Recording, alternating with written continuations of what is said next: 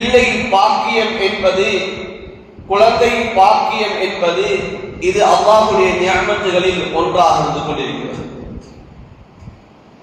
நாம் எதிர்நோக்க இருக்கக்கூடிய மாதம் ஹஜ்ஜுடைய காலம்.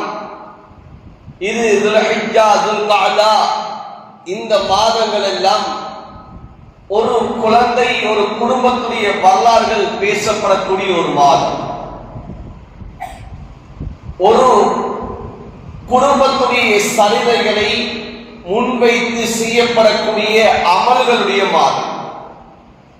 அது ஹஜ்ஜுடைய இபாதத்தாக இருக்கலாம், அந்த ஹஜ்ஜுடைய தவாஃபு, அந்த ஹஜ்ஜுடைய சஹீ, அந்த ஹஜ்ஜுடைய காலத்திலே செய்யப்படக்கூடிய குர்பானுடைய அமலாக இருக்கலாம். அந்த ஒவ்வொன்றும் ஒரு குடும்பத்தை நினைவு கூறி அந்த செயற்பாடுகள் செய்யப்பட்டுக் கொண்டிருக்கிறது. அந்த குடும்பம் அல்லாஹ்விடத்திலே பொருந்திக் கொள்ளப்பட்ட குடும்பமாக, அந்த தாய் தகப்பனும் அல்லாஹ்வால் விரும்பப்பட்ட நேசர்களாக, நபியாக, அந்த பிள்ளை அல்லாஹ் தஆலா தெரிவு செய்யப்பட்ட ஒரு நபியாக அல்லாஹ் ஆக்கினார். அன்பார்ந்தவர்களே, சகோதரர்களே, பெரியார்களே, பல வருடங்கள் தவிப்பில் இருந்து அந்த பிள்ளையை பெற்றெடுத்தார்கள் ஹஜ்ரத் இப்ராஹிம் அலைஹிஸ்ஸலாம். அந்த பிள்ளையை அவர்கள் எப்படி வளர்த்தார்கள், அந்த பிள்ளை தாய் தகப்பனுக்கு எவ்வாறு கட்டுப்பட்டது, அந்த பிள்ளை அல்லாஹ்வுடைய கடமைக்கு எவ்வாறு கட்டளைக்கு முக்கியத்துவம் கொடுத்தது என்பதையெல்லாம் நாம் அடிக்கடி இந்த மாதங்களிலே நம்முடைய காதுகளிலே நாம் கேட்டுக்கொண்டிருப்போம். அடிக்கடி இது பிரஸ்தாபம் செய்யப்பட்டுக் கொண்டே இருக்கும். குழந்தை பாக்கியம் என்பது இது ஆகப்பெரிய அல்லாஹ்வுடைய பாக்கியம். அல்லாஹ் ஒரு மனிதனுக்கு கொடுக்கக்கூடிய ஒரு நியமத்தாக இருந்து கொண்டிருக்கிறது. அதிலே அல்லாஹ் யாருக்கு அல்லாஹ் ஆண் பிள்ளையை கொடுக்க வேண்டும் என்பார் விரும்புகிறானோ அவர்களுக்கு ஆண் பிள்ளை அல்லாஹ் கொடுக்கிறான். யாருக்கு பெண் பிள்ளையை கொடுக்க வேண்டும் என்பார் விரும்புகிறானோ எஹபுலிமை யஷா இனாசா, அவர்களுக்கு அல்லாஹ் பெண் பிள்ளையை கொடுக்கிறான். இன்னும் தான் விரும்பியவர்களுக்கு இரண்டையும் சேர்த்து கொடுக்கிறான். இன்னும் சிலரை அல்லாஹ் வித மலடிகளாக, பிள்ளை பாக்கியம் அற்றவர்களாக அல்லாஹ் ஆக்கிவிடுகிறான் என்பதை குர்ஆன் தெளிவாக பேசுகிறது. எனவே உலகத்திலே ஆண் பெண் இரண்டு பேரையும் அல்லாஹ் ஜோடிகளாக படைத்திருக்கிறான். அந்த ஜோடிகள் மூலமாக இந்த உலகத்திலே அல்லாஹ் சந்ததிகளை பெருக்குகிறான், குழந்தை பாக்கியங்களை கொடுக்கிறான். அந்த குழந்தைகளில் ஆண் குழந்தைகளும் இருக்கிறார்கள், பெண் குழந்தைகளும் இருக்கிறார்கள். இரண்டு பேருடைய விடயத்திலும் எவ்வாறு நடக்க வேண்டும், அவர்களை எவ்வாறு உருவாக்க வேண்டும் என்பதை குர்ஆன் தெளிவாகவும் ஹஜ்ரத் ரசூலுல்லாஹி ஸல்லல்லாஹு அலைஹி வஸல்லம் அவர்கள் அவர்களுடைய வாழ்க்கையிலே இதனை விரிவாக எங்களுக்கு தெளிவுபடுத்தியிருக்கிறார்கள். அன்பார்ந்தவர்களே, சகோதரர்களே, அதில் நாம் இன்று பார்க்க வேண்டிய ஒரு விடயம்தான் குர்ஆன் பெண்களை பற்றி தனியாக பேசுகிறது. இந்த பெண்களை பற்றி குர்ஆன் எவ்வாறு அவர்களுடைய வாழ்க்கை வழிமுறைகள் நடக்க வேண்டும், உலகத்திலே அவர்கள் எவ்வாறு வாழ வேண்டும், அவர்களுக்குரிய உரிமை என்ன என்ற விடயங்களை எல்லாம் குர்ஆன் பேசுகிறது. குர்ஆன் இந்த பெண்கள் உலகத்திலே அவர்கள் வாழக்கூடிய கட்டத்திலே அவர்கள் எப்படியான வாழ்க்கையை வாழ்ந்தால் அவர்கள் மறுமையிலே அவர்கள் வெற்றியாளர்களாக மாறுவார்கள், சொர்க்கவாதிகளாக மாறுவார்கள் என்பதை குர்ஆன் ஒவ்வொரு கட்டமாக அது எடுத்துரைத்துக் கொண்டிருக்கிறது. ஸல்லல்லாஹு அலைஹி வஸல்லம் அவர்கள் பெண்களை பார்த்து சொன்னார்கள், உங்களைத்தான் நான் அதிகமாக நரகத்தில் கண்டேன் சொன்னார்கள். நீங்கள் தான் அதிகமாக நரகத்திலே கைதிப்பதை நான் கண்டேன் என்று சொல்லக்கூடிய சமயத்திலே ஒரு பெண் எழுந்து கேட்டார்கள், யா ரசூலல்லாஹ், நாங்கள் அப்படி என்ன பாவம் செய்தோம், ஏன் நாங்கள் அதிகமாக நரகத்திலே நாங்கள் இருப்பதை நீங்கள் கண்டீர்கள் கேட்டார்கள். ஸல்லல்லாஹு அலைஹி வஸல்லம் சொன்னார்கள், நீங்கள் அதிகமாக நீங்கள் சபிக்கக்கூடிய ஒரு தன்மை உங்களிடம் இருக்கிறது. நீங்கள் கணவன்மார்கள் உங்களுக்கு செய்யக்கூடிய உபகாரங்களை எல்லாம் நீங்கள் மறுக்கக்கூடியவர்களாக நீங்கள் இருக்கிறீர்கள். அதுதான் உங்களை அதிகமாக நரகத்தில் கொண்டு சேர்க்கிறேன் என்று சொல்லி காட்டினார்கள். ஸல்லல்லாஹு அலைஹி வஸல்லம் அவர்களுடைய காலத்திலே ஹஜ்ரத் ஆயிஷா ரலியல்லாஹு தஆலா அன்ஹா அவர்களிடத்திலே ஒரு பெண்மணி ஹதியா கேட்டு வருகிறார்கள். ஒரு ஏழை பெண்மணி ஹதியா கேட்டு வருகிறார்கள். அந்த பெண்மணியுடைய கையிலே 2 பெண் குழந்தைகள் இருக்கிறார்கள். ஹஜ்ரத் ஆயிஷா ரலியல்லாஹு தஆலா அன்ஹா அவர்கள் 3 ஈத்தம் பழங்களை கொடுத்தார்கள். அந்த பெண்மணி ஒவ்வொரு ஈத்தம் பழங்களையும் ஒவ்வொரு பிள்ளைக்குமாக கொடுத்துவிட்டு ஒரு ஈத்தம் பழத்தை தன்னுடைய கையிலே வைத்துக் கொண்டிருந்தார்கள். பிள்ளையை பார்க்கிறார்கள். பார்த்துவிட்டு அந்த ஒரு ஈத்தம் பழத்தையும் 2ஆக கிழித்து 2 பிள்ளைக்கும் அந்த தாய் கொடுக்கிறார்கள். ஆச்சரியமாக ஹஜ்ரத் ஆயிஷா ரலியல்லாஹு தஆலா அன்ஹா அவர்களுக்கு இருந்தது. ஹஜ்ரத் ஆயிஷா ரலியல்லாஹு தஆலா அன்ஹா அவர்கள் ஹஜ்ரத் ரசூலுல்லாஹ் தன்னுடைய கணவர் வந்தவுடன் ஸல்லல்லாஹு அலைஹி வஸல்லம் அவர்களிடம் நடந்த சம்பவத்தை ஆச்சரியத்தை சொல்லி காட்டினார்கள். ஸல்லல்லாஹு அலைஹி வஸல்லம் சொன்னார்கள், அந்த பிள்ளைகள் மூலமாக அந்த தாய் நரகத்தை விட்டு அவள் பாதுகாக்கப்படுவாள். அந்த பிள்ளைகள் அந்த தாயை அந்த நரகத்தை விட்டும் காக்கக்கூடிய பிள்ளைகளாக மாறும் என்ற விடயத்தை ஸல்லல்லாஹு அலைஹி வஸல்லம் அவர்கள் சொல்லி காட்டினார்கள். புகாரி முஸ்லிமிலே வரக்கூடிய ஹதீஸ், ஸல்லல்லாஹு அலைஹி வஸல்லம் அவர்கள் சொன்னார்கள், மனுபுதுலி என்னல் பனாதி பிஷைஇன் ஃபஅஹ்ஸன இலைஹின்ன குன்ன லஹு சித்ரம் மினன் நார். ஸல்லல்லாஹு அலைஹி வஸல்லம் அவர்கள் சொல்லி காட்டினார்கள், யாருக்கு அல்லாஹ் பெண் குழந்தைகளை கொடுத்து அந்த பெண் குழந்தைகளை நல்ல முறையில் அவர்கள் வளர்ப்பார்கள் என்று சொன்னால், அந்த பிள்ளைகளுக்கு ஒழுங்கான ஒழுக்கங்களை கற்றுக் கொடுத்து தீனை கற்றுக் கொடுத்து நல்லவர்களாக சீதேவிகளாக யார் வளர்ப்பார்களோ அவர்களுக்கு அந்த பிள்ளைகளே நரகத்துடைய திரையாக மாறிவிடும் என்று சொல்லி காட்டினார். நரகத்துடைய திரையாக அந்த பிள்ளைகள் மூலமாக அந்த தாய் தகப்பன் அந்த பிள்ளைகள் மூலமாக தன்னை நரகத்தை விட்டும் அவர்கள் காத்துக் கொள்வார்கள் என்று சொல்லி காட்டினார். அன்பார்ந்தவர்களே, சகோதரர்களே, ஸல்லல்லாஹு அலைஹி வஸல்லம் அவர்கள் இன்னும் ஒரு ஹதீஸ் சொல்லி காட்டினார்கள், மன் ஆல ஜாரியத்தைனி ஹத்தா தப்லுகா, யார் 2 பெண் குழந்தைகளை அவர்கள் பருவ வயதை அடையும் வரைக்கும் அந்த பிள்ளைகளை ஒழுங்கான பக்குவத்தோடு அந்த பிள்ளைகளுக்கு நல்ல ஒழுக்கங்களை கொடுத்து யார் அந்த பிள்ளைகளை பராமரிப்பார்களோ அந்த பிள்ளைகளை யார் வளர்ப்பார்களோ ஜாஅ யௌமல் கியாமத்தி அன வ ஹுவ வலம்ம இஸ்பா. ஹஜ்ரத் ரசூலுல்லாஹி ஸல்லல்லாஹு அலைஹி சொன்னார்கள், நானும் அவரும் கியாமத்திலே எப்படி இருப்போம் என்று சொன்னால், தன்னுடைய 2 விரல்களை நபி அவர்கள் ஒட்டி காட்டினார்கள். நாம் 2 பேரும் இப்படி ஒட்டியவர்களாக ஒன்றாக இருப்போம் என்பார் ஸல்லல்லாஹு அலைஹி வஸல்லம் சொல்லி காட்டினார்கள். எனவே குர்ஆன் ஹதீஸ் எவ்வாறு இந்த பிள்ளைகளுடைய விடயத்தை சொல்லுகிறதோ அதிலே ஆண் பிள்ளை எவ்வாறு வளர்க்க வேண்டும், பெண் பிள்ளை எவ்வாறு வளர்க்க வேண்டும் என்பதையும் குர்ஆன் ஹதீஸ் தெளிவாக சொல்லி காட்டுகிறது.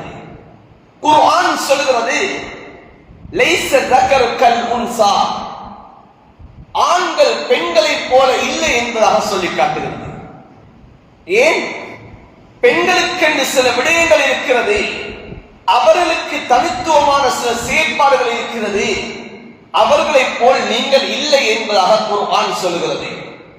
ஆணும் பெண்ணும் சமமாக முடியாது. அதனால்தான் ஸல்லல்லாஹு அலைஹி வஸல்லம் அவர்கள் ஒரு விடயத்தை சபித்து காட்டினார்கள். சொன்னார்கள் ஸல்லல்லாஹு அலைஹி வஸல்லம், எந்த ஆண் பெண்ணுக்கு ஒப்பாகுவார்களோ அவர்களுக்கு அல்லாஹ்வுடைய சாபம் உண்டாகட்டும் என்று சொல்லி காட்டினார்கள்.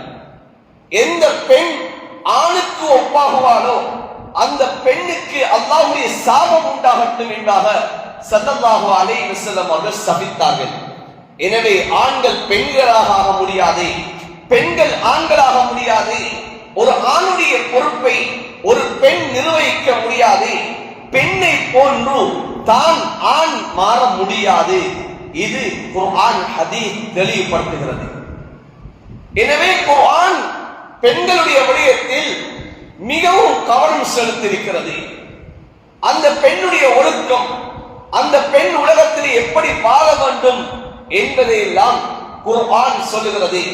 அதில் ஒன்றுதான் அந்த பெண்களிடத்திலே இருக்க வேண்டிய ஆகப்பெரிய சிறந்த தன்மை தான் வெட்கம் என்று சொல்லக்கூடிய தன்மை அந்த பெண்களிடம் இருக்க வேண்டும் என்பதை குர்ஆன் சொல்லி காட்டுகிறது. ஹஜ்ரத் ஷுஐப் அலைஹிஸ்ஸலாம் அவர்களுக்குரிய 2 பிள்ளைகள் இருந்தார்கள். அந்த 2 பிள்ளைகளுடைய வரலாறை குர்ஆன் தெளிவுபடுத்தி ஒரு பெண்ணிடம் வெட்கம் என்ற ஒன்று அது இருக்க வேண்டும். அந்த பெண்ணிடம் வெட்கம் என்ற ஒன்று இருந்தால் அந்த பெண் தவறுகளின் பால் செல்ல மாட்டாள் என்பதை விளங்கப்படுத்துகிறது. ஒரு ஆணுடன் அந்த பெண் இவ்வாறு வெட்கத்தோடு நடக்க வேண்டும் என்பதையும் சொல்லுகிறது. இன்று சமூகத்திலே பல பாவங்கள் நடக்கிறது, சமூகத்திலே பல அனாச்சாரங்களும் சீரழிவுகளும் உண்டாகிறது. அதற்கான அடிப்படையில் ஒன்றுதான் வெட்கம் என்பது சமூகத்திலே குறைந்து காணப்படுகிறது. நபி அலைஹிஸ்ஸலாத்து வஸ்ஸலாம் அவர்கள் சொன்னார்கள், இதா லம் தஸ்தஹி ஃபஸ்னா மா ஷி'த. வெட்கம் இல்லை என்று சொன்னால் நீங்க உலகத்திலே விரும்பிய பிரகாரம் நீங்க செய்யலாம் என்று சொல்லி காட்டினார்கள். மனிதனிடம் வெட்கம் என்பது குறைந்ததுமாக இருந்தால் அது ஆணிடமும் தான் பெண்ணிடமும் தான். வெட்கம் என்பது குறைந்ததுமாக இருந்தால் அந்த மனிதன் பாவத்தின் பால் சர்வ சாதாரணமாக சென்று விடுவான். குர்ஆன் ஷுஐப் அலைஹிஸ்ஸலாம் அவர்களுடைய பிள்ளையுடைய விடயத்திலே எவ்வாறு சொல்கிறது, ஃபஜாஅத்து இஹ்தாஹுமா தம்சி அலா இஸ்திஹ்யா.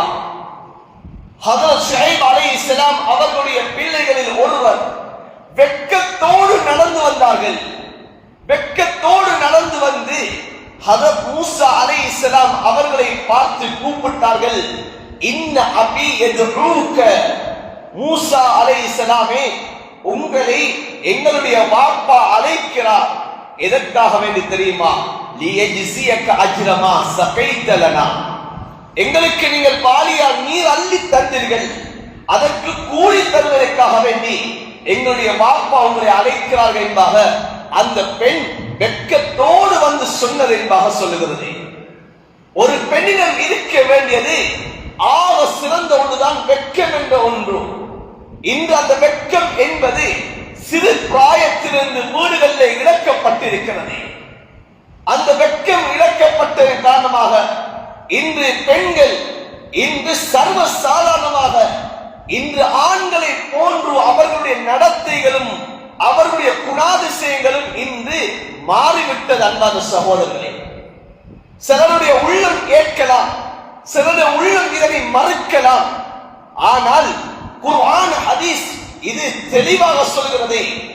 இன்று பெண்கள் ஆண்களை போன்று இன்று அவர்கள் எல்லா இடங்களிலும் இன்று சர்வ சாதாரணமாக இன்று நாங்கள் பெண்கள் சுதந்திரவான்கள் என்று சொல்லி இன்று அனாச்சாரங்களும் சீரழிவுகளும் ஏற்படுவதற்கு காரணம் இந்த வெட்கத்துடைய உணர்வு குறைந்து காணப்படுவது.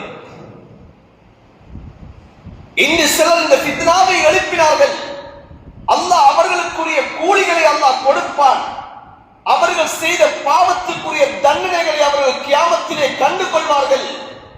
ஆண்களை போன்று பெண்களும் சமமானவர்கள்.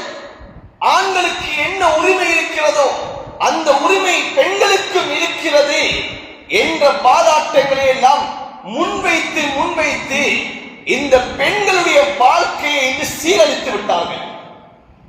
அது உலமாக்களாக இருந்தாலும் சரியே, இந்த கருத்தை எல்லாம் எந்தெந்த உலமாக்கள் எல்லாம் சொன்னார்களோ அவர்களும் கியாமத்துடைய நாளையில் அல்லாஹ்விடத்திலே இதனுடைய கூலியை அவர்கள் பெற்றுக் கொள்வார்கள்.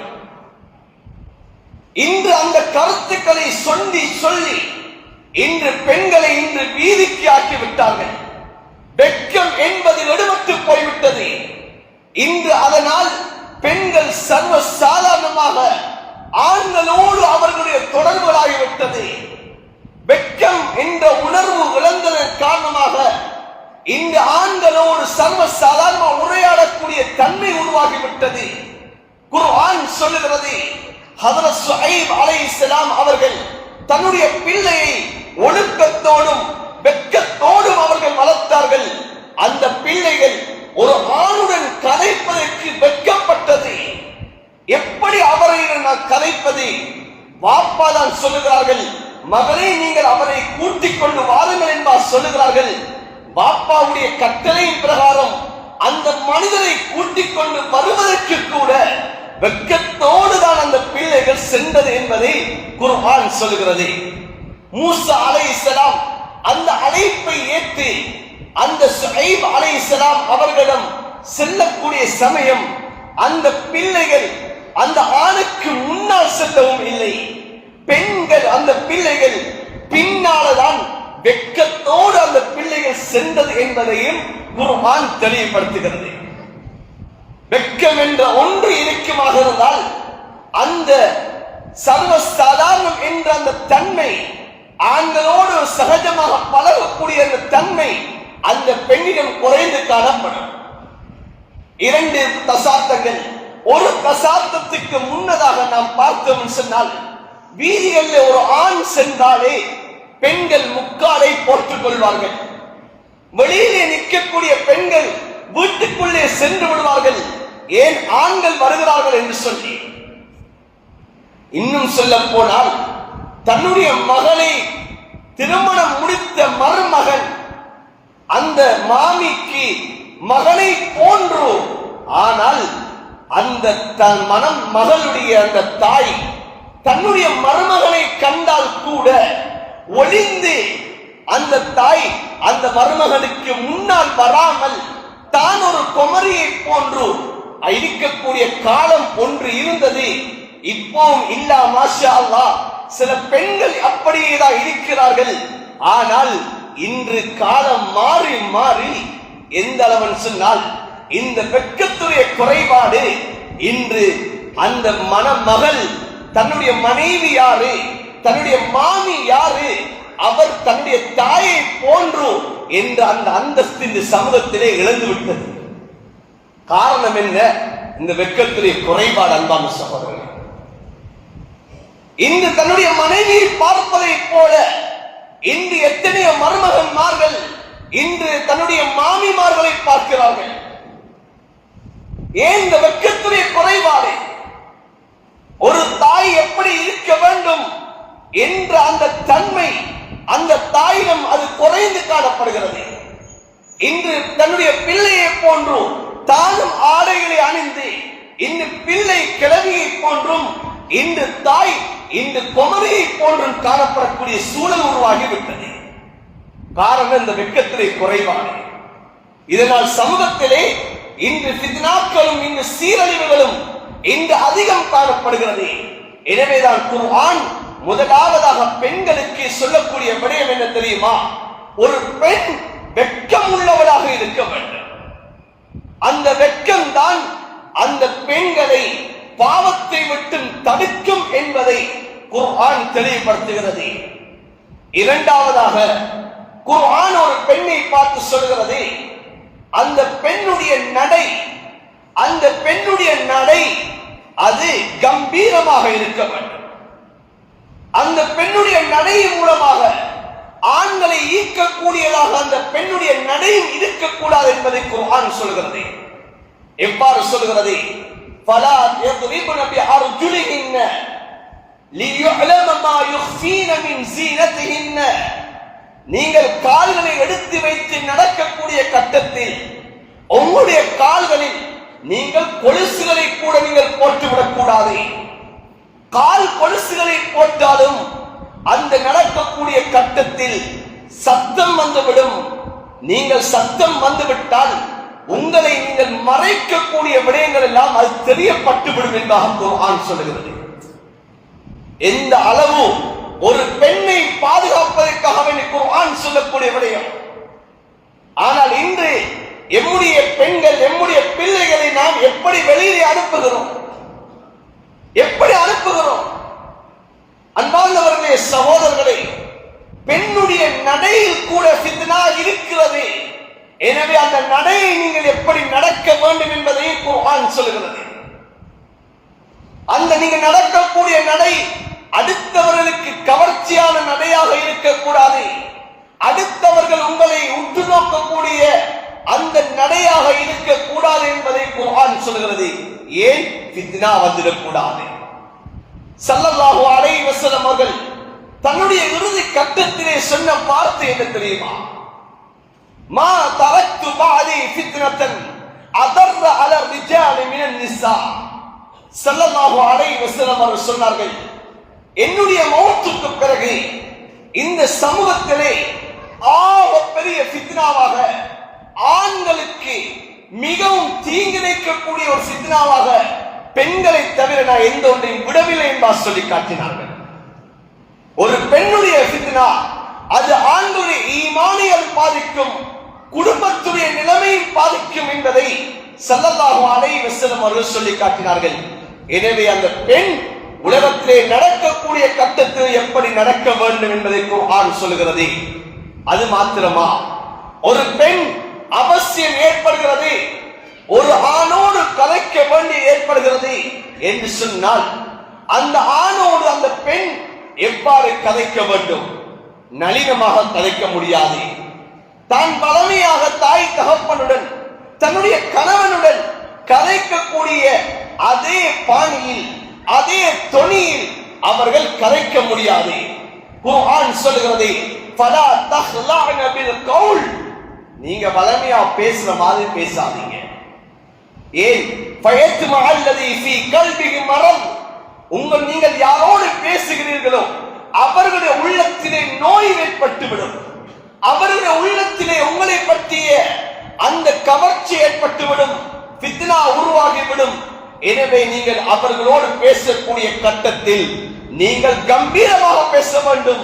ஒரு ஆணோடு, ஒரு அந்நிய ஆணோடு நீங்க பேசக்கூடிய கட்டத்தில் ஒரு ஆணுடைய தொனியை போன்று நீங்கள் கம்பீரமாக பேச வேண்டும், நளினமாக பேசக்கூடாது என்று சொல்கிறது.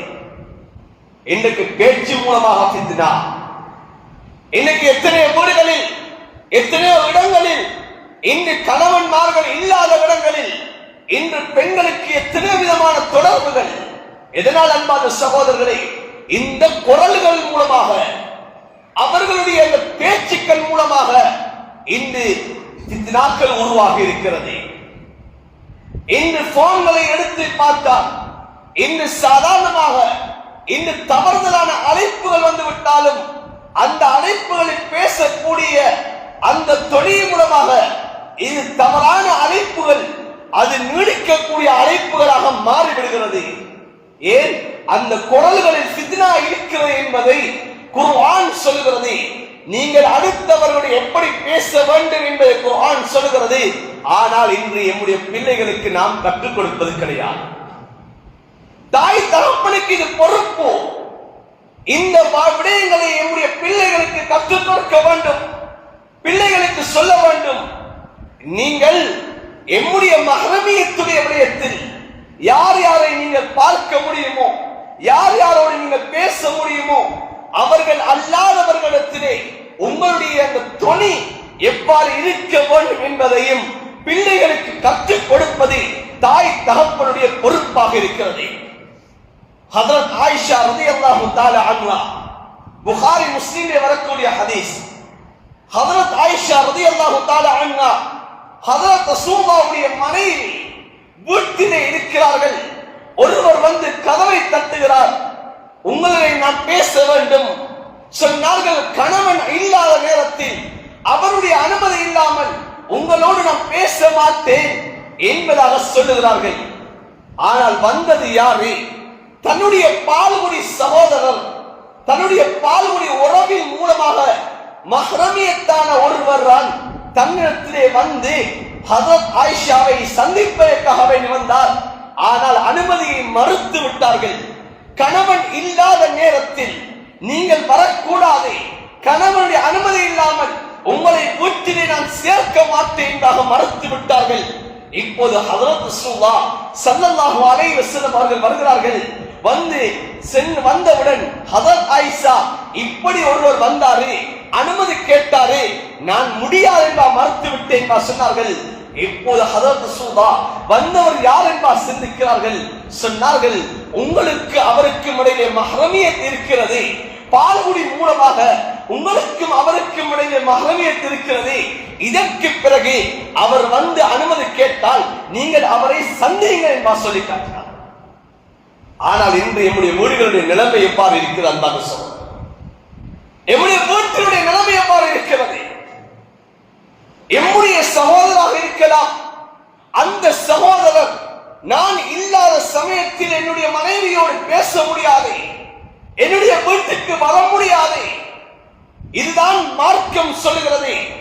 ஆனால் இந்த சகோதரர் இல்லாத வீட்டிலே இன்று அடுத்த சகோதரர் சகோதரனுடைய மனைவியோடு சகஜமாக அவர்கள் கதைத்துக் கொண்டிருக்கிறார்கள். ஹதீஸ் எவ்வாறு சொல்லுகிறது? ஸல்லல்லாஹு அலைஹி வஸல்லம் சொன்னார்கள், அல் ஹமு அல் மௌத். ஸல்லல்லாஹு அலைஹி வஸல்லம் சொன்னார்கள், இந்த மச்சினிச்சிமார்களோடு உறவு வைப்பது என்பது மௌத்துக்கு சமன் என்பார். ஸல்லல்லாஹு அலைஹி வஸல்லம் அவர்கள் எச்சரித்து காட்டினார்கள். ஆனா இந்த சமூகத்தில் எவ்வாறு இருக்கிறது என்றால், இன்றைக்கு மைனிமார்களே மச்சினிச்சிமார்களை இன்று மச்சான்மார்கள் ஏற்றிக்கொண்டு திரியக்கூடிய அமைப்பு இன்று உருவாகிவிட்டது. இன்று வெட்கத்திலே குறைபாடு. இன்று நாம் அந்த பிள்ளைகளுக்கு நாம் சொல்லி பழக்காத காரணம், ஆண்களுக்கும் சொல்ல வேண்டும், பெண்களுக்கும் சொல்லி வளர்க்க வேண்டும். அந்த வளர்ப்பினுடைய குறைபாடு இன்று சமூகத்திலே இந்த பாவம், இது பாவமே அல்லாதே போன்று நடந்து கொண்டிருக்கிறது. இதை பற்றி பேசினால் இன்று கொஞ்சம் பேருக்கு ஜீரணிக்காது, கொஞ்சம் பேர் உள்ளம் ஏற்காது. மனதுக்குள்ளால் நாம் இன்று என்னை பற்றி ஏசிக் கொண்டிருப்பீர்கள். காரணம் என்னன்னு சொன்னால், இந்த சமூகத்திலே இந்த பாவம் பாவமே இல்லாதே போன்று இன்று மாறிவிட்டது, சர்வசாதமாகிவிட்டது. மாமனார் சொல்வது, கொஞ்சம் மைனிய கொஞ்சம் முன்னுக்கு தியேட்டர்ல ஏற்றிக்கொண்டு விட்டுட்டு வாங்கலே என்று சொல்றது, மச்சான் ஏற்றிக்கொண்டு போறது மாறது. ஹதீஸ் எவ்வாறு சொல்லுகிறது அன்பான சகோதரர்களே? மௌத்துக்கு சமம் என்பா சொல்லுகிறது. மௌத்துக்கு சமம். அது பெரியம்மாவுடைய மகனாக இருந்தாலும் சரி, சாச்சாவுடைய மகனாக இருந்தாலும் சரி, பெரியப்பாவுடைய மகனாக இருந்தாலும் சரி, அன்பானவர்களே சகோதரர்களே, அந்த பிள்ளைக்கு மகனம் கிடையாது. ஒரு பிள்ளை தன்னுடைய பெரியம்மாவுடைய மகனையும் திருமணம் முடிக்கலாம், சாச்சாவுடைய மகனையும் திருமணம் முடிக்கலாம், பெரியப்பாவுடைய மகனையும் திருமணம் முடிக்கலாம். இதுதான் குர்ஆன் ஹதீஸ் சொல்கிறது. மறும் அவர்கள் நானா தம்பியாக உறவு முறையை வைக்கலாம், ஆனால் அவர்களுக்கு இந்த இடத்திலே மஹ்ரமியத் என்பது கிடையாது. ஆனால் இன்று நாம் என்ன செய்கிறோம்? எம்முடைய வீடுகளில் எம்முடைய பிள்ளைகளை யாருடன் நாங்கள் ஏற்றி அனுப்புகிறோம்? எவர்களோடு நாங்கள் அவர்களை நாங்கள் அனுப்புகிறோம் என்பதை நாம் சிந்தித்தோமா அன்பான சகோதரர்களே? இந்த பிள்ளைகளுக்கு நாம் சொல்லி வளர்த்தோமா? பிள்ளைகளே, நீங்கள் இவர்களோடு இப்படித்தான் நடக்க வேண்டும், இவர்களோடு இப்படித்தான் நடக்க வேண்டும், உங்களுக்கு இவர்கள் தான் உங்களோடு பேசலாம், நீங்கள் அவர்களை பார்க்கலாம் என்று சிறு பிராயத்திலிருந்து நாம் வளர்த்திருந்தோம் என்றால், அன்பான சகோதரர்களே, பிள்ளைகள் எத்தனை வயதானாலும் சரி, எந்த இடத்துக்கு சென்றாலும் சரி, அந்த பிள்ளை பாவத்தின் பால் செல்ல மாட்டார். அந்த பிள்ளை அந்நியவர்களோடு தொடர்பை வைக்க மாட்டாது. அந்த பிள்ளை அஜ்னபியத்தான ஆண்களோடு தனிமையில் ஆக மாட்டாது. ஏன்? சிறு பிராயத்திலிருந்து ஊட்டி வளர்த்தது, அந்த சிறு பிராயத்திலிருந்து உள்ளத்தில் பதிந்தது. அந்த ஈமானுடைய உணர்வை சஹாபாக்கள், நபி அவர்கள் அந்த ஈமானியத்தான உணர்வை கொடுத்தார்கள். ஸல்லல்லாஹு அலைஹி வஸல்லம் அவர்களுடைய வீட்டுக்கு வருகிறார்கள். ஹஜ்ரத் ஆயிஷா ரலியல்லாஹு தஆலா வீட்டுக்கு வருகிறார்கள். வளமையாக தனக்கு முன்னால் வந்து கொண்டிருந்த ஒரு பெண்மணி, சிறுமி, நபி அவர்களை கண்டவுடனே ஓடி மறைந்து விடுகிறார்கள். ஹஜ்ரத் ஆயிஷாவுடைய வீடு எங்களை போன்ற பங்களா அல்ல, பல ரூம்கள் அல்ல. அந்த வீட்டிலே இன்றும் ஹஜ்ரத் ஆயிஷாவுடைய வீடுதான்.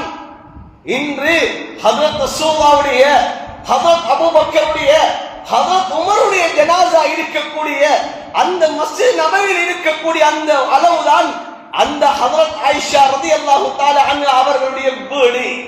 இந்த வீட்டிலே அந்த பெண்மணி நபியை கண்டவுடன் ஒளிகிறார்கள். ஹஜ்ரத் ரசூலுல்லாஹ் ஸல்லல்லாஹு அலைஹி வஸல்லம் அவர்கள் ஹஜ்ரத் ஆயிஷா ரலியல்லாஹு தஆலா அன்ஹா அவர்களை பார்த்து கேட்டார்கள், இந்த பெண்மணி வயதுக்கு வந்து விட்டார்களா, பருவ வயதை அடைந்து விட்டார்களா என்று கேட்டார்கள்.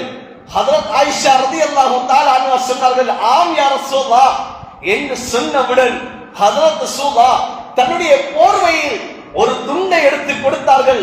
அந்த பெண் முக்காலை அணிந்து கொள்ளட்டு என்று சொல்லி காட்டினார்கள். அன்பான சகோதரர்களே, பெரியார்களே, ஆனால் இன்று அந்த பெண் பருவ வயது அடைந்து விட்டால் ஒரு காலம் வீட்டை விட்டு பெண்கள் வெளியே வர மாட்டார்கள். பாப்பா என்றாலும் பெண்ணுக்கு ஒரு வெட்கம் வரும். தன்னுடைய சகோதரனிடத்தில் கூட முன்வர மாட்டார்கள். ஏன்? இப்போது புதிதாக எனக்கு ஏதோ ஏற்பட்டு விட்டது என்ற ஒரு தயக்கம். அந்த பெண்கள் முன்வர மாட்டார்கள். ஆனால் நேற்று பருவ வயது அடைந்த பெண் இன்று வீதியில் நிற்கிறார்கள்.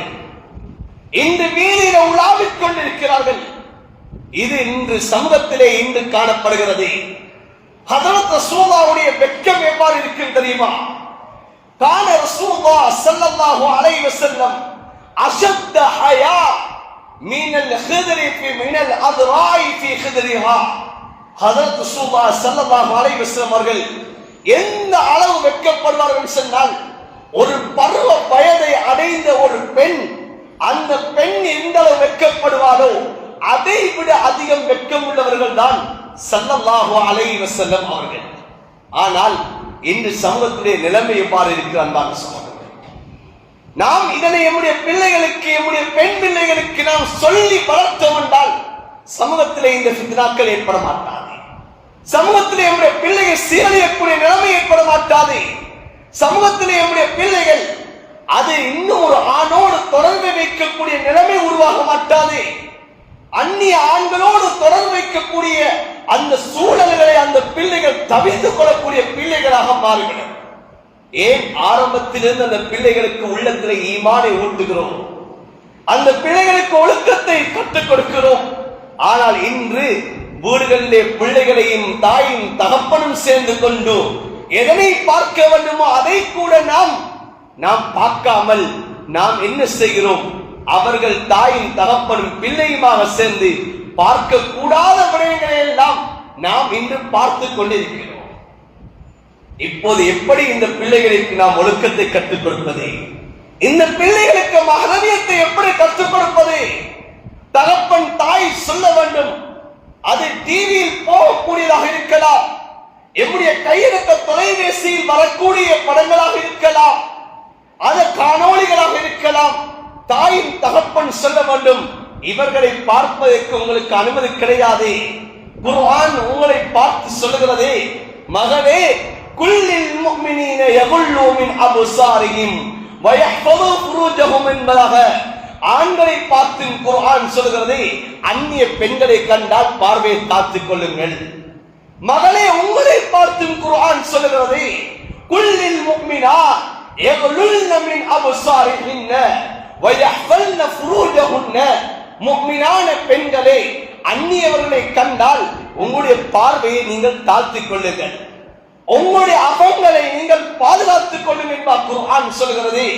எனவே நாம் அந்நியவர்களோடு இப்படித்தான் நடக்க வேண்டும், அஜ்னபியத்தானவர்கள் இப்படித்தான் நடக்க வேண்டும், எம்மளோடு மகரம் இல்லாதவர்களை நாம் பார்த்து விடக் கூடாது மகளே என்பதாக நாம் சிறிய பிராயத்திலிருந்து வளர்த்திருந்தோம் என்றால், அன்பார்ந்தவர்களே, எம்முடைய பிள்ளை டியூஷனுக்கு போகலாம், காலேஜுக்கு போகலாம், யூனிவர்சிட்டிக்கு போகலாம், பாடசாலைக்கு போகலாம், எம்முடைய பிள்ளை அஜ்னபியத்தானவர்களோடு தொடர்பு வைக்க மாட்டாது.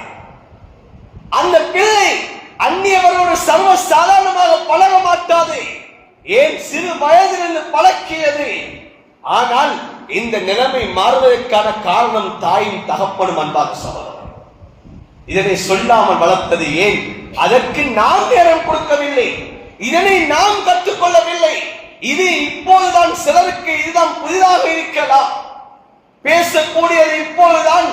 எப்படி ஹஜ்ரத் ரசூலுல்லாஹ் வஃபாத்தானதற்கு பிறகு ஹஜ்ரத் உமர் ரலியல்லாஹு தஆலா அவர்கள் வாளை ஏந்தி கொண்டு யார் நபி மௌத்தாகி விட்டார் என்று சொல்கிறார்களோ அவர்களை கழுத்தை நான் துண்டிப்பேன் என்பதாக ஹதரத் உமர் வைராக்கியத்துடன் இருந்தார்கள். சொன்னார்கள், எப்படி மூசா அலைஹிஸ்ஸலாம் அல்லாஹ்வை தரிசிப்பதற்காக வேண்டி, அல்லாஹ்வோடு உரையாடுவதற்காக வேண்டி தூர் சீனாவுக்கு போனார்களோ அவ்வாறுதான் ஹதரத் ரசூலா போயிருக்கிறார்கள், வருவார்கள் என்று சொன்னார்கள். ஹதரத் அபூபக்கர் ரலியல்லாஹு தஆலா அன்ஹு அவர்கள் இப்போது வந்து ஹதரத் ரசூலுல்லாஹ்வுடைய ஜனாஸாவை முத்தமிட்டு மிம்பரில் ஏறி சொன்னார்கள், மன் கான யஅபுதுல்லாஹ ஃபைன்னல்லாஹ லா யமூது வமன் கான யஅபுது முஹம்மதன் ஃபைன்ன முஹம்மதன் கத் மாத. யார் அல்லாஹ்வை வணங்கினார்களோ அந்த ரப்பு அல்லாஹ் அவன் நித்திய ஜீவனாக இருந்து கொண்டிருக்கிறான். யார் முஹம்மதை வணங்கினார்களோ ஸல்லல்லாஹு அலைஹி வஸல்லம் அவர்கள் மரணித்து விட்டார்கள் என்று எப்போது சொன்னார்களோ அதுக்கு பின்னால் இப்போது குர்ஆனுடைய ஆயத்தை ஓதினார்கள். நபியே, நீங்களும் ஒரு நாள் மௌத்தாக கூடியவர்கள் தான், நிச்சயமாக ஒவ்வொருத்தருக்கும் மரணம் இருக்கிறது என்ற குர்ஆனுடைய ஆயத்தை ஹதரத் அபூபக்கர் ரலியல்லாஹு தஆலா அவர்கள் மிம்பரிலிருந்து ஓத சமயத்திலே இப்போதுதான் இந்த குர்ஆனுடைய ஆயத்தை கேட்பதை போன்றிருக்கிறது என்பதாக அந்த சஹாபாக்கள் சொன்னார்களோ அதே போன்றுதான் அன்பார்ந்தவர்களே, சகோதரர்களே, சிலருக்கு சொல்லக்கூடிய விடயம் புதிதாக இருக்கலாம். இவ்வளவு காலமும் எங்களுக்கு அறியாத விடயங்களாக இருக்கலாம். ஆனால் நாம் இதனை படிக்காத குற்றம். அன்பான சகோதரர்களே, இதை நாம் தெளிவு பெறாதவருடைய குற்றம். இதனை எல்லாம் மிம்பரிலே அரை மணித்தியாலத்துக்குள்ளால் பேசி முடிக்க முடியாது. ஒரு பெண்களுடைய விடயத்தை பற்றி அரை மணி நேரம் 40 நிமிடத்திலே இதை பேசி முடிக்கக்கூடிய விடயம் அல்ல. இதனால் ஏற்படக்கூடிய விளைவுகள் என்ன என்பதை பற்றி நாம் அறிந்து கொள்ள வேண்டும். எனவேதான் குர்ஆன் ஹதீஸ் இவ்வாறு சொல்லி காட்டுகிறது. குர்ஆன் பெண்களை பார்த்து சொல்கிறது, அவர்களுடைய ஆடையுடைய விடயத்திலே குர்ஆன் சொல்கிறது, வலா யுபதீன ஸீனத்தஹுன்ன இல்லா மா ظهر மின்ஹா வல்யத்ரிபுன பிஹுமூரிஹின்ன. குர்ஆன் சொல்கிறது, உங்களுடைய ஆடை அலங்காரங்களை நீங்கள் வெளிப்படுத்த வேண்டாம் என்பா குர்ஆன் சொல்கிறது. மறைக்க வேண்டிய பகுதிகள் எல்லாம் மறைக்கப்பட வேண்டும் என்பதை குர்ஆன் சொல்லுகிறது. நீங்கள் முக்காடை அணிந்து கொள்ளுங்கள் என்பதாக குர்ஆன் சொல்லுகிறது. குர்ஆன் சொல்லுகிறது, வலா தபர்ரஜ்ன தபர்ருஜல் ஜாஹிலியத்தில் ஊலா. ஆரம்ப காலம் ஜாஹிலியத்திலே பெண்கள் தங்களை அவர்கள் திறந்த மேனியோடு அவர்கள் அலங்காரங்களை வெளிப்படுத்திக் கொண்டு அவர்கள் தன்னை காட்டிக்கொண்டு திரிந்த மாதிரி நீங்கள் திரிய வேண்டாம் என்பதாக குர்ஆன் சொல்லுகிறது. மறைத்தவளாகத்தான் பெண் திரிய வேண்டும். ஆடை அலங்காரங்களை காட்ட முடியாது. அன்பார்ந்தவர்களே, சகோதரர்களே, இன்று எம்முடைய பிள்ளைகளை நாம் எங்கெங்கெல்லாம் அனுப்புகிறோமோ எம்முடைய பிள்ளையுடைய ஆடைகள் எவ்வாறு இருக்கிறது, எப்படியான ஆடைகளை நாம் வாங்கி கொடுக்கிறோம். முஸ்லிம் ஷரீஃபிலே ஹதீஸ் பதிவு செய்யப்பட்டிருக்கிறது. ஹஜ்ரத் ஸல்லல்லாஹு அலைஹி வஸல்லம் சொல்லி காட்டினார்கள், சின்பானி மின் அஹ்லின் நார், 2 கூட்டம் நரகவாதிகள் என்று சொன்னார்கள். லம் அரகுமா, என்னுடைய காலத்திலே நான் இந்த 2 பேரை நான் பார்க்கவில்லை, என்னுடைய மௌத்துக்கு பிறகுதான் இவர்கள் தோன்றுவார்கள் என்று சொன்னார்கள். அதில் ஒரு கூட்டத்தை நபி அவர்கள் சொன்னார்கள், நிசாஉன் காசியாத்துன் ஆரியாத்துன் முமீலாத்துன் மாயிலா வரூசுன் கஸ்னிமத்தில் புக்தில் மாயிலா. ஸல்லல்லாஹு அலைஹி வஸல்லம் சொல்லி காட்டினார்கள், பெண்கள் ஆடை அணிந்திருப்பார்கள், ஆனால் நிர்வாணியை போல இருப்பார்கள். மசல் அடுத்தவர்களை தன்பால் கவர்வதற்காக வேண்டி, அடுத்தவர்களுக்கு தன்னை காட்டுவதற்காக வேண்டி நிர்வாணியை போல அவர்கள் ஆடைகளை அணிந்திருப்பார்கள். மசல் ஆடை அணிந்திருப்பார்கள், உடலுடைய பருமன் வெளியிலே தெரியக்கூடிய ஆடை. நாம் சொல்லுவோம், இதனை தைத்துட்டு போட்டார்களா அல்லது போட்டுட்டு தைத்தார்களா என்று சொல்லக்கூடிய ஆடையாக இருக்கும். இறுக்கமான ஆடைகள் அணிந்திருப்பார்கள் என்று சொன்னார்கள். அவர்களுடைய தலைகளுடைய ஜடைகள் அது ஒட்டகத்துடைய திமில்களை போல ஆடிக்கொண்டிருக்கும். இப்படிப்பட்ட பெண்கள் லா யதுகுல்ன ஜன்னா வலா யஜிதுன ரீஹா, சொர்க்கத்துக்கு நுழைய மாட்டார்கள். சொர்க்கத்துடைய வாசையை கூட அவர்கள் வாசனையை கூட நுகர மாட்டார்கள். ஃபைன் ரீஹா கத் தூஜது மின் மஸீரத்தின் கதா வ கதா, சொர்க்கத்துடைய வாடை இவ்வளவு தொலைதூரம் வீசி சொன்னார்கள். எவ்வளவு தொலைதூரம் தெரியுமா?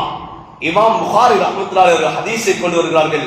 ஒரு மனிதன் 100 வருடம் அவன் பயணம் செய்தால் எவ்வளவு தொலைதூரம் அவன் பயணம் செய்வானோ அந்த அளவு தொலைதூரம் அந்த சொர்க்கத்திலே பாலை வீசி என்பதாக இமாம் புகாரி ஹதீஸை கொண்டு வந்திருக்கிறார்.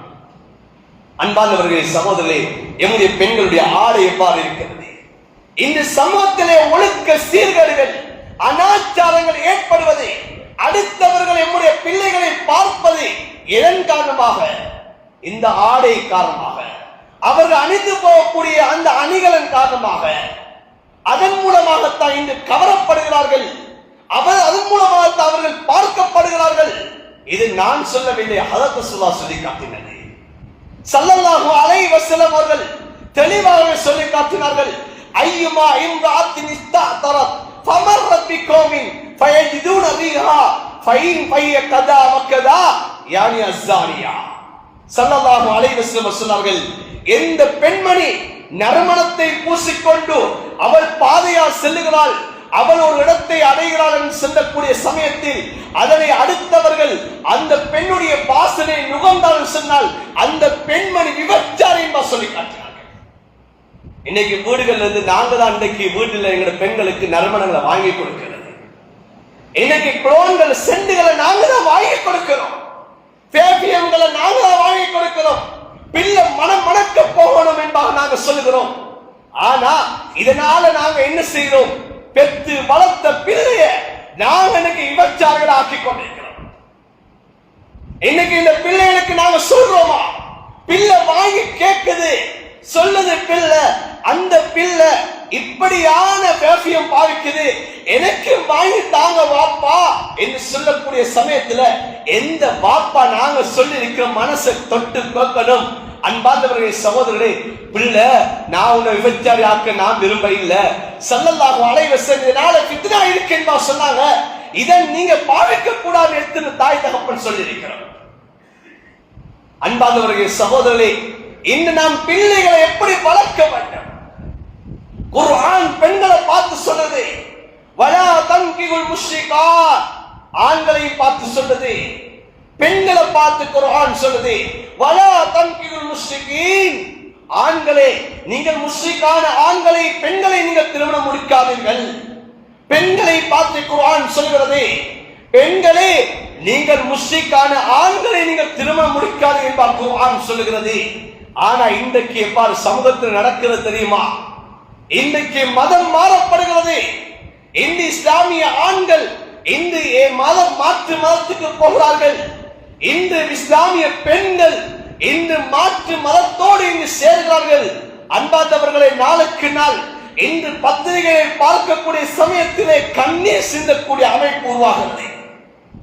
இன்று ஏன் காரணம்? அன்பான சகோதரர்களே, இந்த பிள்ளைகளை நான் எப்படி வளர்க்க வேண்டுமோ அந்த ரீதியில் நாம் வளர்க்காத காரணம். அவர்களுக்கு எதனை சொல்லிக் கொடுக்க வேண்டுமோ அதனை சொல்லிக் கொடுக்காமல் வளர்த்ததான் காரணம்.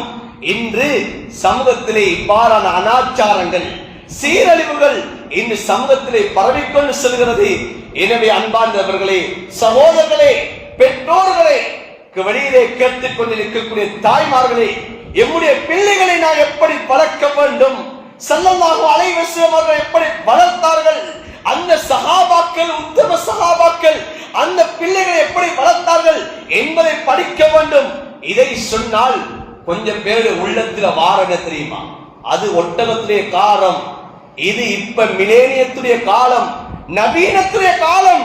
இந்த காலத்திலே அந்த காலத்தை ஒப்பிட்டு எப்படி அதெல்லாம் பேசுறேன்பாக இப்பவே கொஞ்சம் பேரு உள்ளத்துல அந்த எண்ணம் வந்துடும். ஏன்? அது ஒட்டகத்துடைய காலம், அது நவீனம் இல்லாத காலம். வீட்டுக்குள்ள பூட்டி பூட்டி வளர்த்தாங்க, சொல்லி சொல்லி வளர்த்தாங்க. ஆனா இப்பதான் டெக்னாலஜி வளர்ந்த காலம், மிலேனியம் வளர்ந்த காலம். இப்பெல்லாம் இப்படி எல்லாம் போற செல்றதுக்கு, இப்படி எல்லாம் வளர்க்கறதுக்கு ஏலா என்று நாங்க எங்களுக்கு ஊட்டப்படுகின்ற அந்த சிந்தனைகள், அன்பான சகோதரர்களை, அந்த சிந்தனைகள் மூலமாகத்தான் இன்று எம்முடைய பிள்ளைகளை நாங்க பறிகொடுத்துக் கொண்டிருக்கிறோம். இந்த சிந்தனைகளை உள்ள வாங்கி வாங்கித்தான் இன்று நாங்க மார்க்கத்தை விட்டு ஒதுக்கி கொண்டிருக்கிறோம். இந்த மார்க்கத்தை விட்டு நாங்க தூரமாய் கொண்டிருக்கிறோம். இதனால எங்க பிள்ளைகளுடைய வாழ்க்கை, ஆண் பிள்ளைடைய வாழ்க்கை, பெண் பிள்ளைடைய வாழ்க்கை இன்னைக்கு அது சமூகத்தில் இன்றைக்கு நாங்க கண்ணீர் வடிக்கக்கூடிய அமைப்பு இன்றைக்கு உருவாகி இருக்கிறது. ஏன்னா குர்ஆன் என்பது, ஹதீஸ் என்பது காலத்துக்கு காலம் மாறுறது ஒன்று அல்ல. இன்னைக்கு சில உலமாக்கள் மாத்தலாம், தற்காலத்துக்கு ஏற்ற மாதிரி குர்ஆனை ஹதீஸை வச்சு வளைக்கலாம். ஆனா வளையக்கூடிய ஒன்று அல்ல. நவீனவாதிகள், இன்னும் நவீன கருத்துக்கள் உடையவர்கள் குர்ஆனை ஹதீஸை வைத்து இன்று சமூகத்துக்கு ஏற்ற மாதிரி தன்னுடைய வைத்த வழக்கத்துக்காக வேண்டி தான் சமூகத்துல இன்று நடக்க ஒரு கண்ணியம் மதத்துக்காக வேண்டி 4 பேர் என்ன மதிக்கும் என்பதற்காக வேண்டி மார்க்கத்தை இன்றைக்கு நவீனமாக மாற்றி இன்றைக்கு குர்ஆனை ஹதீஸை மாற்றலாம். அன்பார்ந்தவர்களே, சகோதரர்களே, மார்க்கம் அப்படிப்பட்ட ஒன்றல்ல. மார்க்கம் அப்படிப்பட்ட ஒன்றல்ல. காலத்து காலம் மாறக்கூடியது அல்லது நிலைமைக்கு ஏற்றமாய் மாறக்கூடியது அல்ல. நவீனவாதிகளுடைய கருத்துக்கள் எல்லாம் இன்று எவனோ ஒருத்தனுடைய அந்த யூதனுடைய அந்த கருத்துக்களை உள்வாங்கி சமூகத்தில் நாங்கள் நல்லவர்களாக வேண்டி எங்களை பலரும் கண்ணியப்படுத்துவதற்காக வேண்டி இன்றைக்கு அவர்கள் இன்றைக்கு சமூகத்தை வழி நடத்தி கொண்டிருக்கிறாங்க. குர்ஆன் அப்படி சொல்லல. குர்ஆன் எப்படி 1400 வருடங்களுக்கு முன்னால் இருந்த குர்ஆன் தான் இதுவரைக்கும் இருக்கிறது. எப்படி 1400 வருடங்களுக்கு முன்னாக சொல்லப்பட்ட அதே ஹதீஸ் தான் இன்னைக்கும் இருக்கிறது. அந்த வாழ்க்கையை நாங்க எடுப்போம்டா எவ்வளவு காலம் மாறலாம், எவ்வளவு நவீனங்கள் மாறலாம், ஆனா எங்களை நாம பாதுகாத்துக் கொள்ள முடியும். இல்ல நாங்களும் காலத்து காலம் ஏற்படக்கூடிய மாற்றங்களை வைத்து நாங்களும் மாறுவோமாக இருந்தா அன்பானவர்களை எங்களுடைய ஈமான் அது மாறிவிடும். எங்களுடைய பிள்ளைகளுடைய வாழ்க்கை மாறிவிடும். உலகத்துல நாங்க மௌத்தாகிறதுக்கு முன்னாலே நாங்க கண்ணீர் சிந்துற அமைப்பு உருவாகிடும். எங்களுக்காக வேண்டி கண்ணீர் சிந்தக்கூடிய பிள்ளைகளை நினைச்சு நாம கண்ணீர் சிந்தக்கூடிய நிலைமை உருவாகிடும். எனவே நாம் எப்படி பிள்ளைகளை எப்படி வளர்க்க வேண்டும், எப்படி திருமணம் முடிக்க வேண்டும், அந்த பிள்ளைகளை சாலையாளர்களை எப்படி உருவாக்க வேண்டும் என்பதை படித்து நாம் அல்லாஹ்விடத்தில் நாம் ஒரு பொறுப்புதாரிகளாக இருக்கிறோம். அந்த பொறுப்பை சரியாக நிறைவேற்றியவர்களாக கியாமத்துடைய நாளையில அந்த பொறுப்புக்கு நானும் நீங்களும் பதில் சொல்லக்கூடியவர்களாக அந்த பதிலை தயாரிக்கக்கூடிய வாழ்க்கையாக இந்த உலகத்துடைய வாழ்க்கையை மாற்றுவோம். அல்லாஹ் சுப்ஹானஹு வ தஆலா எங்களுடைய குடும்பங்களை எங்களுடைய சந்ததிகளை சிறந்த சந்ததிகளாக அல்லாஹ் மாற்றுவான். யா அல்லாஹ் எங்களுடைய குற்றம் குறைகளை மன்னிப்பாயாக. யா அல்லாஹ் எங்கள் அனைவருடைய குற்றம் குறைகளை மன்னிப்பாயாக. எங்களுடைய சந்ததிகளை சீராக ஆக்குவாயாக. எங்களுடைய பிள்ளைகளை சீதேவிகளாக பிள்ளைகளாக ஆக்குவாயாக. கண் குளிர்ச்சியான பிள்ளைகளாக ஆக்குவாயாக. யா அல்லாஹ் சமூகத்திலே யா அல்லாஹ் நல்லவர்களாக ஆக்குவாயாக. யா அல்லாஹ் அவர்களை நினைத்து நாம் கண்ணீர் சிந்தக்கூடிய அந்த பிள்ளைகளை விட்டு யா அல்லாஹ் எங்களுடைய பிள்ளைகளை நீ பாதுகாப்பாயாக. யா அல்லாஹ் எம்மை பெற்றெடுத்த தாய் தகப்பனுடைய பாவங்களை மன்னிப்பாயாக. உற்றார் உறவினர்களுடைய பாவங்களை மன்னிப்பாயாக. மனைவி மக்களுடைய பாவங்களை மன்னிப்பாயாக. எமக்கு கற்றுத்தந்த ஆசான்களுடைய பாவங்களை மன்னிப்பாயாக. யா அல்லாஹ் ஃபித்னாவுடைய காலத்திலே யா அல்லாஹ் இந்த ஃபித்னாக்களை விட்டு தவிர்த்து கொள்ளக்கூடிய அந்த ஈமானையும் உறுதியான யக்கீனையும் எங்களுக்கு நசீபாக்குவாயாக. யா அல்லாஹ் சமூகத்தில் ஏற்படக்கூடிய அனைத்து விதமான ஃபித்னாக்களை விட்டு பாதுகாப்பாயாக. யா அல்லாஹ் அந்த ஊரை நீ பாதுகாப்பாயாக. யா அல்லாஹ் அந்த ஊரை யா அல்லாஹ் சிறந்த ஊராக ஆக்குவாயாக. யா அல்லாஹ் இங்கே வாழக்கூடிய அனைவரையும் யா அல்லாஹ் சிறந்தவர்களாக ஆக்குவாயாக. ஆண்கள் பெண்கள் அனைவரையும் சிறந்தவர்களாக ஆக்குவாயாக. நல்ல சமூகமாக உருவெடுக்கக்கூடிய சமூகத்தை உருவாக்கக்கூடிய ஊராக இந்த ஊரை முன்மாதிரியான ஊராக இந்த ஊரை நீ ஆக்கி அருள்வாயாக. யா அல்லாஹ் எங்களுடைய இறுதி முடிவுகளை நல்லதாக ஆக்குவாயாக. கலிமாவுல் மௌத் நசீபாக்குவாயாக. எந்த நாளை வஃபாத் ஆனால் எங்களுடைய சக்ராத் வேலை குறைக்கப்படுமோ அந்த வெள்ளிக்கிழமை நாள் எங்களுடைய ரூஹை பிரிவதற்கு நீ தௌஃபீக் செய்வாயாக. எந்த நேரம் உனக்கு நெருக்கமான நேரமாக இருக்குமோ அந்த சுஜூத் நிலையிலே எங்களுடைய ரூஹை பிரிவதற்கு நீ தௌஃபீக் செய்வாயாக. யா அல்லாஹ் எந்த இடத்தில் வஃபாத் ஆனால் உன்னுடைய அன்பு நபி ஸல்லல்லாஹு அலைஹி வஸல்லம் அவர்களுடைய ஷஃபாஅத்தை பெற முடியுமோ அந்த மதீனத்து மண்ணிலே எங்களுடைய ரூஹை பிரிவதற்கு நீ தௌஃபீக் செய்வாயாக. ஆமீன் ஆமீன் யா ரப்பல் ஆலமீன் வல்ஹம்துலில்லாஹி ரப்பில் ஆலமீன்.